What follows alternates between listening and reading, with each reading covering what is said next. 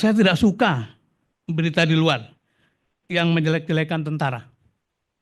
Katanya masuk tentara itu bayar. Itu hoax. Nggak benar itu. Nggak ada itu katanya. Itu diembuskan sama orang-orang yang gagal. Kalau kamu nggak diterima, ya kamu harus perbaiki diri. Gimana mau berkorban untuk negara dan bangsa? Kalau berkorban sawah pun kamu nggak mau gitu.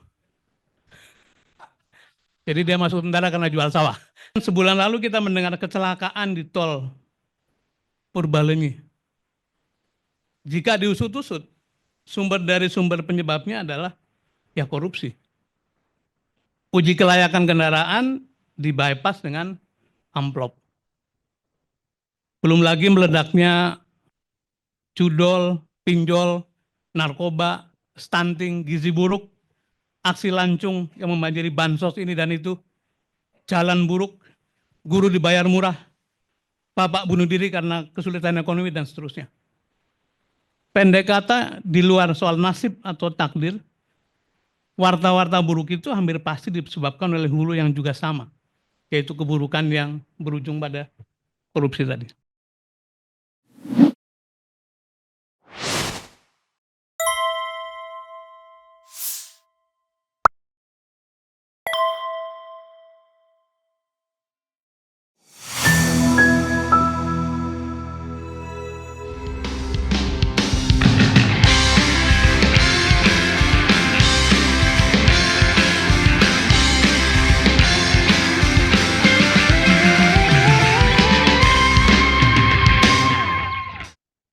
Ada mitos yang terakhir itu yang paling penting. Jangan percaya pada mitos itu. Karena yang penting-penting sudah diambil oleh yang lain-lain. Saya pakai jas karena tadinya pengen nutupi perut. Tapi sekarang saya punya fungsi baru yaitu menghindari kata bangsat. Jadi saya tidak harus mengucapkan kata bangsat, sudah diucapkan oleh kemarahan saya terwakili oleh Bang Saud. Assalamualaikum warahmatullahi wabarakatuh. Selamat sore, salam sejahtera untuk kita semua. Pak Rektor yang saya hormati, para senior ini wajahnya sebagian wajah-wajah dominan 98 loh, yang merasa belum selesai kayaknya. Ada Bang Andi di sana, ada Mas Teguh. Mas Teguh kayaknya udah siap-siap ke Afghanistan. Ada Mas Budiman, ada Mas Aman, Bang Jilal di belakang. Tapi juga ada Menteri kita, Mas Suryo. Saya lihat dari Mas Bambang Harimurti tentu saja, guru saya, mentor saya. Pak Rahman, senior di Pertamina dulu, dan juga Mbak Gemala. Terima kasih hadir.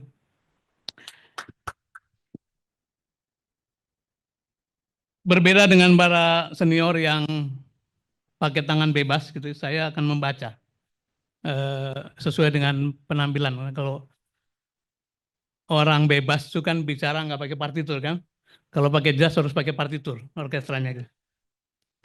Tapi sebelum itu saya ingin sampaikan respon dari Mas Didi tadi bahwa saya kira baik untuk menggunakan tempat ini, Prof. Didi, sebagai hub baru untuk menggalang lagi persatuan. Kata Gandhi, jarang orang menjadi baik karena pengen baik, karena mereka pengen baik. Tapi orang menjadi baik karena dipaksa untuk berbuat baik. Dan karena itu memang sebaiknya tadi yang dikatakan Dilul itu kita harus melakukan satu konsolidasi, mempreser, bukan karena kita di luar, tapi memang tugas yang di luar yang mempreser supaya yang di dalam itu lebih menjaga diri. Izinkan saya membaca naskah ini, naskah yang disiapkan oleh teman-teman, sebagai pelengkap dari apa-apa yang sudah disampaikan dari para senior yang di depan. Judulnya KAS, tanda seru. Korupsi, penyakit menahun yang menempatkan negeri kita di kelas paria dalam gerakan anti rasuah itu. Ini merupakan topik yang sudah lama saya geluti sejak 30 tahunan. Karena itu ibaratnya kelak-kelok sebagian besar rute peta jelajahnya sudah hafal. Ibaratnya kita tidak perlu lagi pakai Google Map maupun Waze. Makanya biar tidak stres saya mungkin akan bicara dengan cara berbeda. Ada Mbak Natalia, saya lupa sebut, senior kita juga di gerakan anti korupsi. Penyegaran pertama satu cerita. Beberapa waktu lalu kita melihat satu lintasan di video di medsos, Great Forbidden Show yang digelar oleh Deddy Corbuzier. Cuplikan yang beredar tak sampai 1 menit. Perhatian saya dengan lekas tersedot sebab komedianya ternyata tentara dari Sidoarjo. Kata Pak tentara ini, saya bisa kemari karena sudah diberi izin sama komandan. Ketika manggung pun, ia tetap berseragam tentara, lengkap dengan pangkatnya. Namanya Sersan Mayor TNI AL Yusuf. Anda bisa tonton di internet kalau belum buru-buru dihapus ya. Begini kata Serma Yusuf, saya tidak suka berita di luar yang menjelek-jelekan tentara. Katanya masuk tentara itu bayar. Itu hoax, nggak benar itu. Nggak ada itu katanya. Itu diembuskan sama orang-orang yang gagal. Kalau kamu nggak diterima, ya kamu harus perbaiki diri. Gimana mau berkorban untuk negara dan bangsa? Kalau berkorban sawah pun kamu nggak mau gitu. Jadi dia masuk tentara karena jual sawah. Kawan-kawan, teriak kawan-kawan boleh tapi jangan bangsat ya. Saya pakai jas soalnya. Seperti itulah kondisi penerimaan atau toleransi kita pada perilaku korupsi atau KKN. Saking konyolnya sampai-sampai dijadikan konten oleh tentara lagi. Satu profesi yang penuh dengan disiplin, penuh dengan dignity. Dan yang jadi topik adalah nasibnya sendiri tadi. Yang masuk tentara karena harus menjual sawah gitu. Teman-teman sekalian, sebulan lalu kita mendengar kecelakaan di tol Purbalenyi. Jika diusut-usut, sumber penyebabnya adalah ya korupsi. Uji kelayakan kendaraan di bypass dengan amplop. Belum lagi meledaknya cudol, pinjol, narkoba, stunting, gizi buruk, aksi lancung yang membanjiri bansos ini dan itu, jalan buruk, guru dibayar murah, bapak bunuh diri karena kesulitan ekonomi dan seterusnya. Pendek kata, di luar soal nasib atau takdir, warta-warta buruk itu hampir pasti disebabkan oleh hulu yang juga sama, yaitu keburukan yang berujung pada korupsi tadi. Itu penyegaran pertama. Penyegaran kedua, hari ini saya memberanikan diri untuk membincangkan korupsi dengan sesuatu yang baru, setidaknya buat saya. Dan rasa-rasanya cocoklah untuk orang seusia saya ini, karena di area yang disebut sebagai terra incognita ini, kalau meleset-meleset bisa dimaafkan. Terra incognita saya ini yang saya maksud adalah saya akan nembang mocopat Jawa. Prof. Sugidi, saya mohon maaf, sebagai orang Jawa asli saya minta pamit sama beliau. Ini orang Jawa pinggiran. Pasti dalam hati Anda akan bergumam, wah ini bukan penyegaran, tapi penyegaran beneran. Dan mudah-mudahan nanti suaranya tidak false atau tidak false amat gitu. Yang mau saya tembangkan sedikit adalah Serat Wedatama, sebuah dikarya didaktis Jawa abad 19, gubahan seorang bernama Mas Sudiro. Ada yang familiar dengan nama ini? Jika belum, beliaulah pencipta Gending Ketawang Puspawarno, satu dari sedikit karya terpilih umat manusia yang dicari-cari oleh NASA, yang kemudian direkam, dan pada tahun 1977 rekaman ini oleh pesawat antariksa nirawak NASA Voyager 1 ditaruh di luar angkasa, kemudian dengan harapan kelak ditemukan oleh kehidupan cerdas di luar sana atau manusia baru setelah mengalami perubahan zaman. Mas Bambang Harimurti ini dulu calon astronot ya, pasti bisa merasakan ini. Sebagian dari kita pasti paham bahwa Mas Sudiro adalah nama kanak-kanak dari Adipati Mangkunegoro IV. Serat Wedatama berisi 100 bait, saya akan pinjam 1 bait saja, yaitu bait ketiga-tiga. Ini saya pilih karena selain kuat dan populer, pesannya pun relevan dengan kita. Saya coba tembangkan dengan mentrum pocong. Mas Menteri, nyuwun ngapunten. Kalau salah-salah. Ngelmu iku kalakone kanthi laku lekas lawan kas tegese kas nyanto sandi setyo budya pangekese dur angkara. Kok gak diem hening gitu. Padahal saya nunggu tepuk tangan gitu. Saya nunggu tepuk tangan kok gak tepuk tangan gitu. Lebih dari 1 bait nggak bisa. Saya akan terjemahkan sari tilawahnya nih. Terjemahannya. Ngelmu atau berilmu itu terlaksananya melalui aksi nyata. Dimulainya dengan kas. Ini judul pidato ini. Kas itu bermakna sikap yang militan. Sikap yang Spartan. Setia militansi pada Budyo merupakan peringkus segala bentuk kejahatan. Saya mau jelaskan Setyo Budyo. Budyo dalam bahasa Jawa kuno ini agak susah dicari padanannya dalam bahasa Indonesia. Sering dikaitkan dengan budaya, tapi Budyo maknanya lebih indah dan lebih dalam dari budaya. Budyo berasal dari kata bud atau sadar, tercerahkan, dan daya atau kualitas ilahiyah, kualitas ketuhanan. Jadi, Budyo bermakna kondisi bangkit atau sadarnya kualitas ketuhanan yang sebenarnya sudah bersemayam lama dalam diri kita. Apa itu kualitas ketuhanan?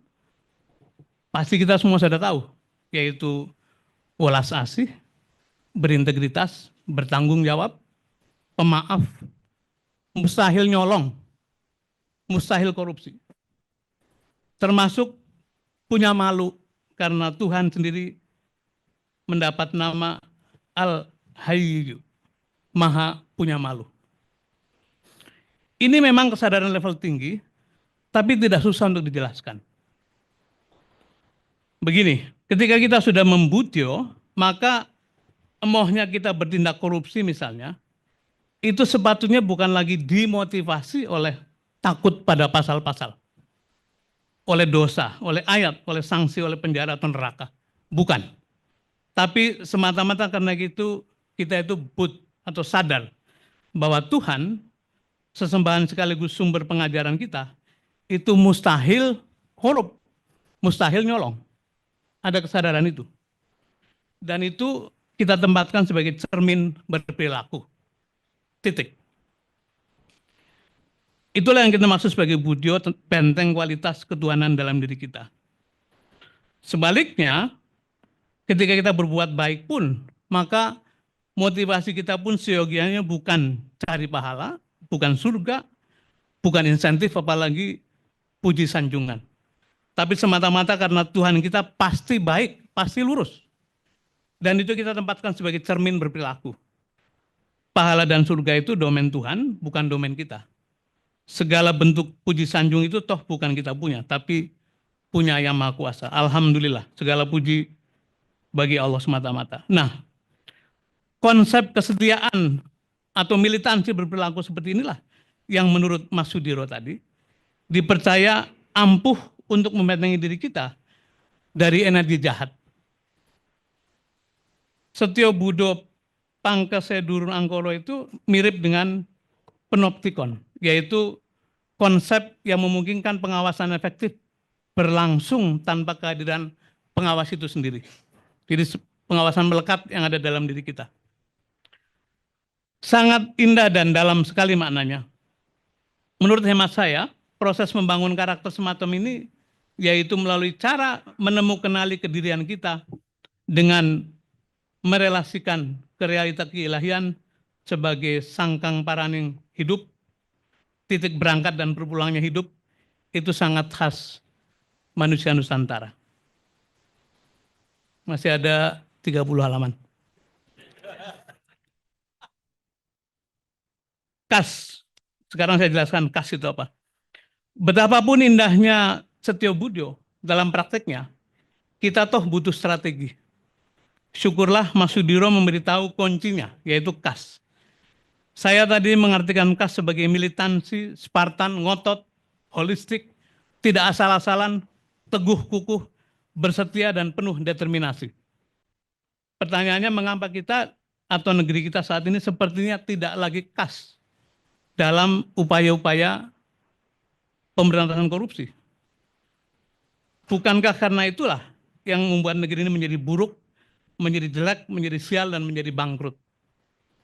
Saya akan bacakan paragraf yang agak tajam.